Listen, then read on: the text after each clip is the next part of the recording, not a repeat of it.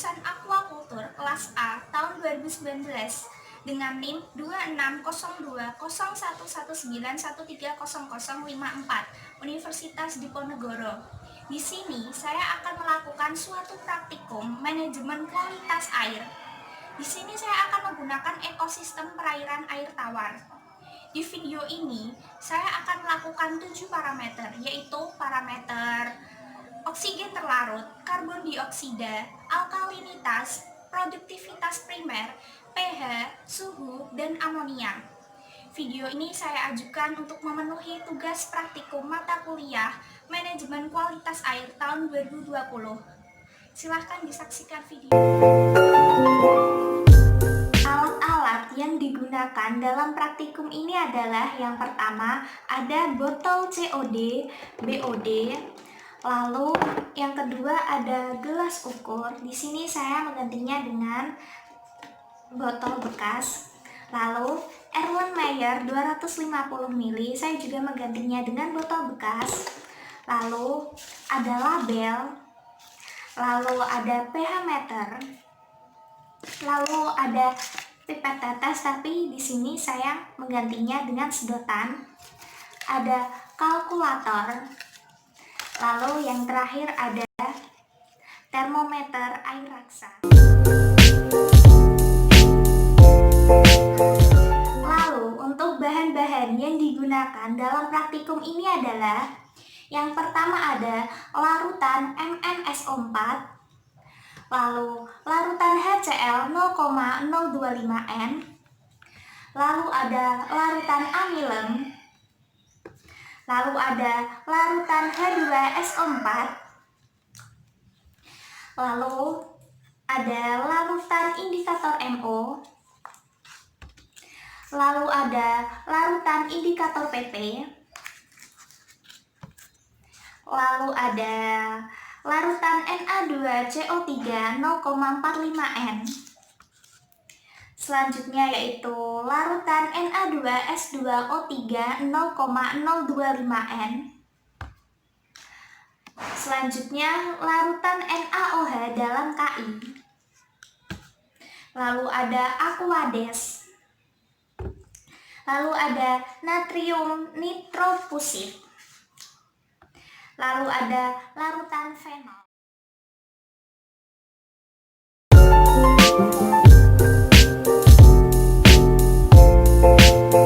Dalam parameter oksigen terlarut, langkah pertama yang dilakukan yaitu mengambil air sampel menggunakan botol BOD 125 ml.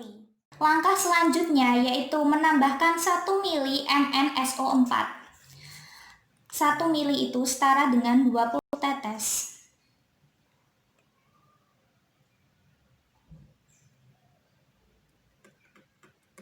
Lalu ditambahkan 1 ml NaOH dalam KI, juga sebanyak 20 tetes.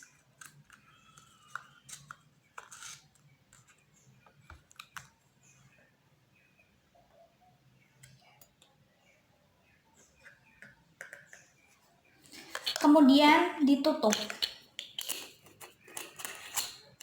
dan dikocok hingga larutannya mengendap sebanyak 3 kali. Nah, ini untuk larutannya mengendap. Langkah yang ketiga yaitu menambahkan 1 ml H2SO4 pekat. Dibuka sebanyak paling tidak 45 derajat agar tidak ada oksigen yang masuk.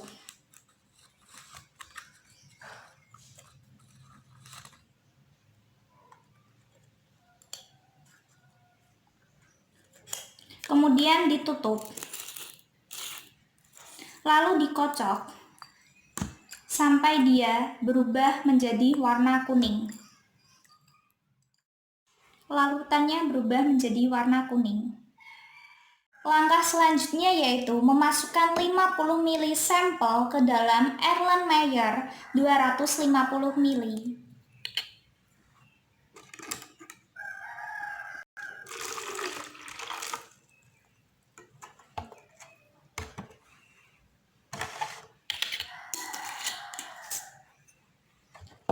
selanjutnya dititrasi dengan 0,025 Na2S2O3 sampai larutannya berwarna kuning muda.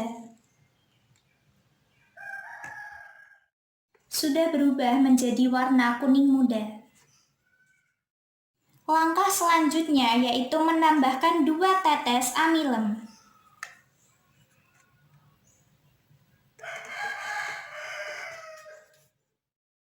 Nah, sudah berubah warna menjadi warna biru.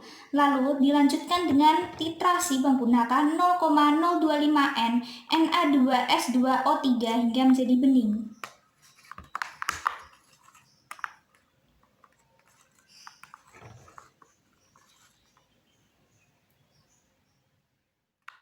Nah, sudah didapatkan warna bening.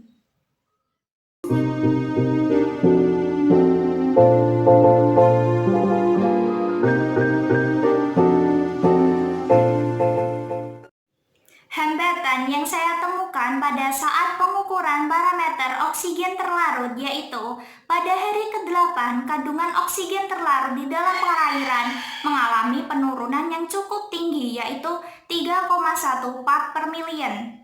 Hal ini tentunya akan mengakibatkan gangguan pada saat proses metabolisme di dalam tubuh ikan budidaya.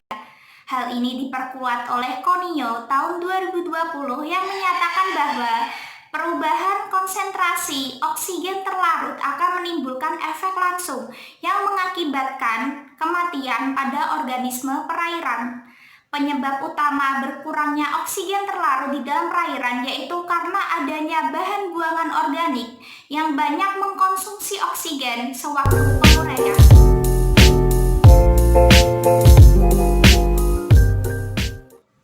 Lalu untuk parameter yang kedua yaitu karbon dioksida. Langkah pertama yang dilakukan yaitu mengambil 50 ml sampel air menggunakan gelas ukur 100 ml. Lalu langkah selanjutnya yaitu memasukkan 50 ml air sampel tadi ke dalam tabung Erlenmeyer.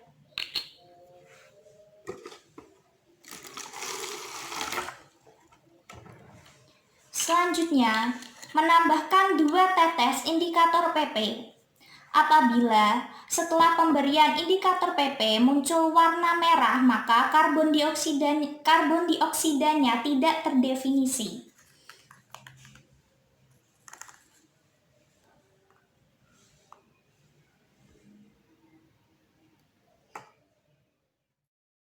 Apabila tidak didapatkan warna merah muda, maka kembali dilakukan titrasi dengan menggunakan 0,045 Na2CO3.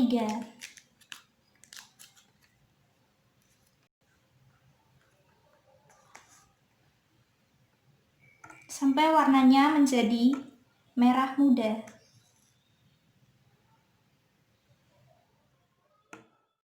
Nah, sudah didapatkan warna merah muda. Selanjutnya yaitu membaca skala penurunan titran, lalu dilanjutkan memasukkan ke dalam rumus.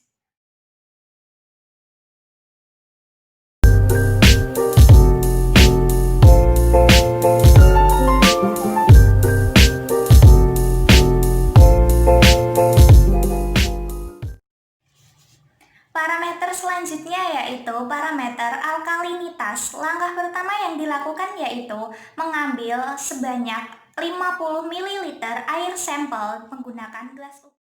Selanjutnya yaitu memasukkan air sampel ke dalam tabung Erlenmeyer.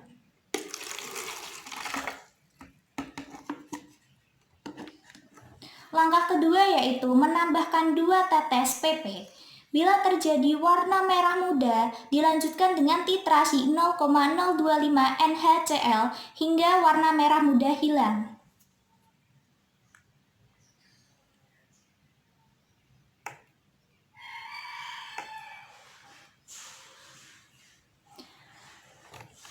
Belum terjadi perubahan menjadi warna merah muda. Jadi, jika tidak terjadi warna merah muda, maka harus ditambahkan 1-2 tetes indikator MO, kemudian dititrasi dengan larutan 0,025 NaCl hingga warna larutannya menjadi merah muda. Kemudian kita beri 1 atau 2 tetes larutan MO. Jika sudah, kemudian ditambahkan titrasi dengan larutan 0,025 NaCl sampai larutannya berwarna merah muda. Nah, sudah muncul warna merah muda seulas. Kemudian dibaca skala penurunan titranya pada biuret. Kemudian lanjutkan dengan titrasi menggunakan 0,025 NaCl sampai warna merah mudanya hilang.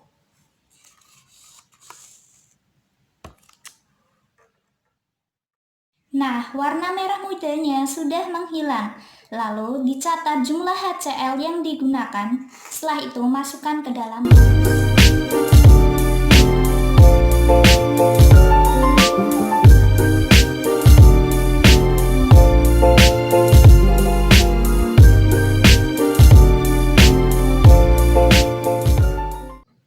Untuk parameter yang keempat yaitu produktivitas primer. Langkah pertama yang dilakukan yaitu mengambil air sampel menggunakan botol BOD atau terang dan botol COD atau gelap. Langkah selanjutnya yaitu memasukkan botol tersebut ke dalam air dan direndam selama 4 jam.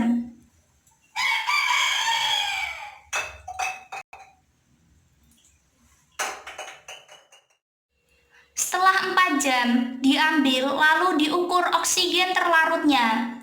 Perhitungan produktivitas primer dilakukan berdasarkan perbedaan kelarutan oksigen di botol gelap dan botol terang dengan menggunakan rumus.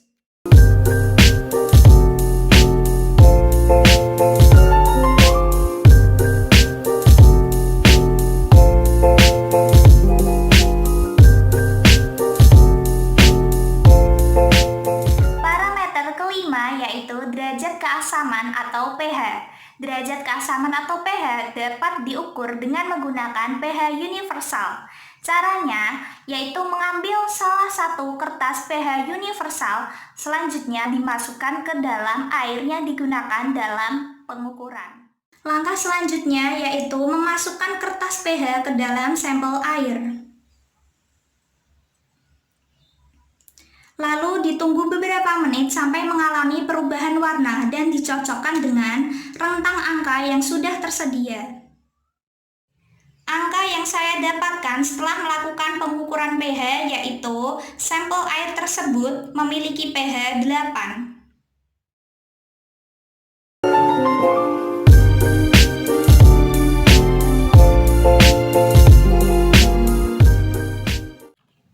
Parameter selanjutnya yaitu parameter ke-6, suhu air. Suhu air dapat diukur dengan menggunakan termometer air raksa. Langkah selanjutnya yaitu memasukkan termometer air raksa ke dalam sampel air. Dan ditunggu sampai beberapa menit sampai mengalami perubahan angka. Cara membaca skala termometer air raksa yaitu mata kita harus sejajar dengan termometer air raksa. Lalu jangan diangkat terlebih dahulu dari air yang digunakan untuk pengamatan ini. Di sini ditemukan bahwa perairan ini memiliki suhu 27.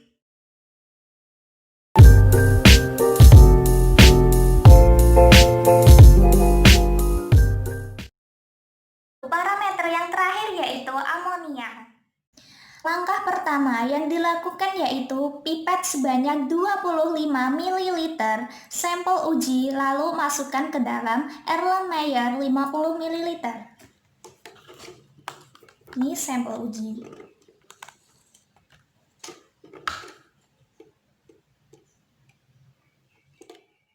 Selanjutnya tambahkan 1 ml larutan fenol. 1 ml setara dengan 20 tetes.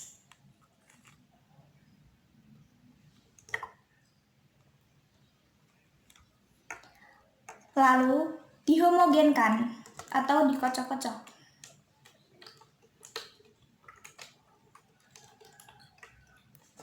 Setelah itu, ditambahkan 1 mili natrium nitroprusit.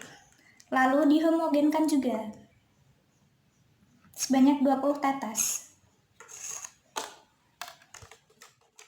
Selanjutnya, tutup Erlenmeyer dengan menggunakan plastik atau parafin film.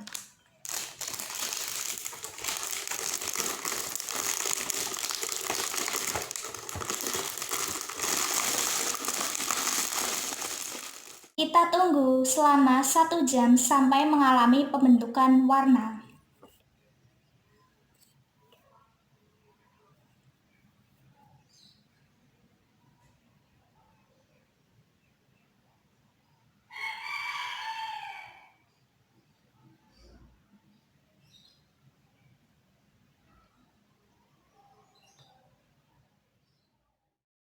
Setelah dibiarkan 1 jam, ternyata menghasilkan warna biru. Selanjutnya, jika sudah mengalami pembentukan warna, dimasukkan ke dalam kuvet pada alat spektrofotometer. Lalu, baca dan catat serapannya pada panjang gelombang 640 nanometer.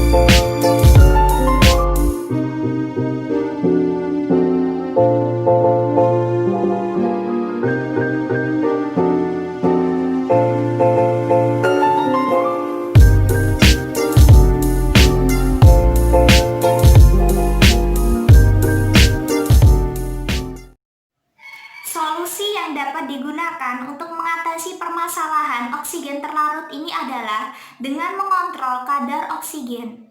Menurut Pramleonita tahun 2018, upaya untuk mengontrol kadar oksigen yang masuk ke dalam perairan dapat dilakukan dengan pembuatan kincir pada kolam atau mengalirkan air pada kolam. Kincir tersebut bertujuan untuk memperbanyak bidang kontak udara yang masuk ke dalam air dengan cara memecah udara, sehingga udara menjadi butiran kecil-kecil.